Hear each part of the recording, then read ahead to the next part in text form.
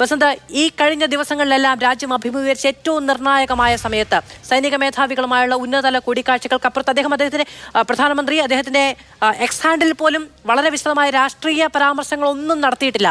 അതുകൊണ്ട് തന്നെ ഉദ്വേഗം അതിന്റെ ഏറ്റവും മുകളിലുള്ള അവസ്ഥയിലാണ്. എന്താണ് പ്രധാനമന്ത്രി പറയുക എന്നതിന്റെ രാഷ്ട്രീയ പ്രാധാന്യം അത്രത്തോളമാണ്. തീർച്ചയായും അത് സ്വാഭാവികമായിട്ടും പ്രധാനമന്ത്രി ഇപ്പോൾ ഈ ഓപ്പറേഷൻ സിന്ദൂറിന് ശേഷമുള്ള ആദ്യത്തെ ഈ അഭിസംബോധന വളരെ നിർണായകമാണ്. എന്താണ് പ്രധാനമന്ത്രി പറയാൻ പോകുന്നത് എന്നുള്ളതായിരിക്കും. ഉറപ്പായിട്ടും ഇതിൽ പറയാൻ പോകുന്ന രണ്ട് കാര്യങ്ങൾ. ഒന്ന്, പാകിസ്ഥാൻ്റെ ഭീകര ക്യാമ്പുകൾ എന്ന് പറയുമ്പോൾ ഭീകരരെ ഉണ്ടാക്കി വിടുന്ന ഫാക്ടറികളാണ് ഞങ്ങൾ തകർത്തത് എന്ന് തന്നെ പ്രധാനമന്ത്രി അസന്നിഗ്ധമായി പറയും എന്നുള്ള കാര്യത്തിൽ സംശയമില്ല. അതോടൊപ്പം തന്നെ ഈ ഭീകരരുമായി ബന്ധപ്പെട്ടുള്ള ക്യാമ്പുകൾക്ക് പുറമെ ഈ പാകിസ്ഥാൻ്റെ വ്യോമ താവളങ്ങൾ അത് കൃത്യമായി ഞങ്ങൾ കണ്ടെത്തിയിട്ടുണ്ട്, അത് തകർത്തിട്ടുണ്ട്. ഞങ്ങൾക്കറിയാം അവിടെ എന്തൊക്കെ ഉണ്ട് എന്നുള്ളത്. അതുകൊണ്ട് കാത്തിരിക്കുക, ഞങ്ങൾ ഇനിയും തയ്യാറാണ്.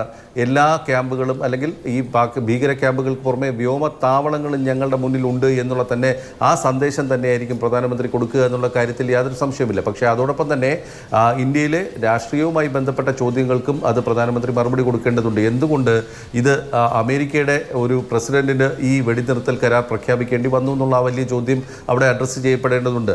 മാത്രമല്ല രണ്ട് കാര്യങ്ങൾ, അതായത് ഒന്ന്, ഈ ഒരു നിഷ്പക്ഷ രാജ്യത്ത് ഇന്ത്യയും പാകിസ്ഥാനും ചർച്ച നടത്തും മറ്റു വിഷയങ്ങൾ എന്ന് അമേരിക്കയുടെ സ്റ്റേറ്റ് സെക്രട്ടറി പറയുന്നു. രണ്ട്, ഇന്നലത്തെ ഒരു പോസ്റ്റിൽ ഡൊണാൾഡ് ട്രംപ് അമേരിക്കൻ പ്രസിഡന്റ് പറയുന്നു കശ്മീർ വിഷയത്തിൽ മധ്യസ്ഥത നടത്താൻ ഞങ്ങൾ തയ്യാറാണ്.